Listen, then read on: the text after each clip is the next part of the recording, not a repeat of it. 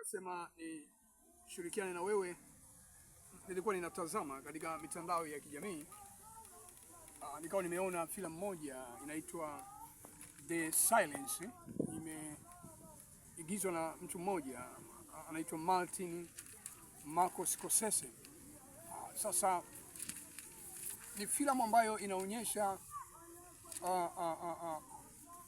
wamishinari fulani nafikiri kutoka Amerika ambao waliamua kutoka kwenda kumfuata mwenzao ambaye alikwenda kufanya umishinari katika nchi ya Japani.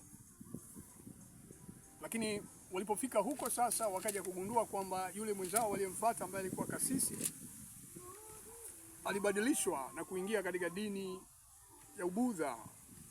Lakini walipofuatilia sasa walikutana na mateso mengi ambao wale wananchi ambao walikuwa wanakubali kumpokea Yesu Kristo walikuwa wanakutana nayo. Kulikuwa na madhira na mateso makubwa.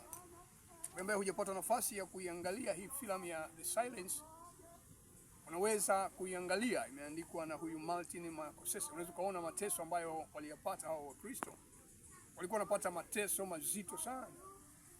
Na wakati nilikuwa naona walikuwa wanakatwa shingo kidogo, damu katika shingo, alafu unaning'inizwa kichwa chini, miguu juu. Maana yake unakufa, damu inamwagika yote mpaka inaisha katika mwili.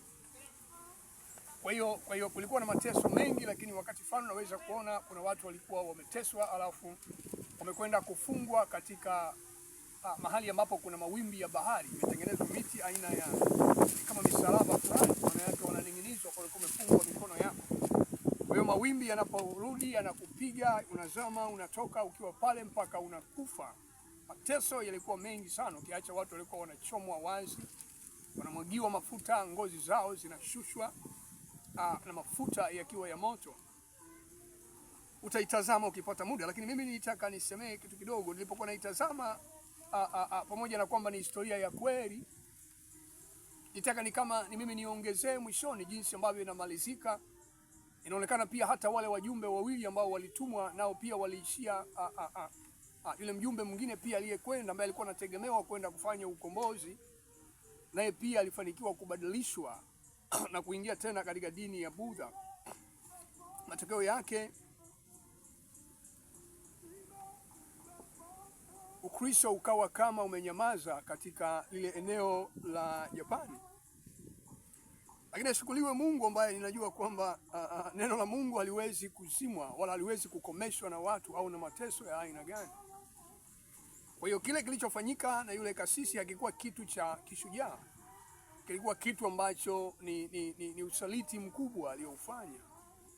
Lakini haikuzuia injili ya Yesu Kristo kuhubiriwa. Maana hata sasa Japani kuna Wakristo wengi, kuna watu wengi ambao wanamwamini Yesu Kristo.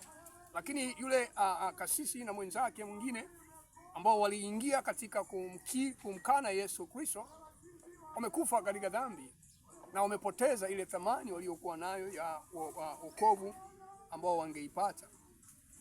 Sasa nini ambacho ninakisema? Niseme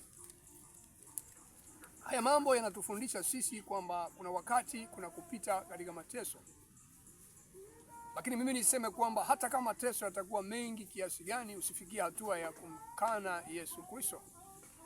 Unaoteseka ni mwili, lakini roho yako itakaa na Bwana milele. Niseme kwamba wale walioandaa filamu ile ambayo iliandaliwa kwa kipindi cha miaka 20, Mungu awabariki kwa sababu imetupa funzo na inaendelea kutufundisha.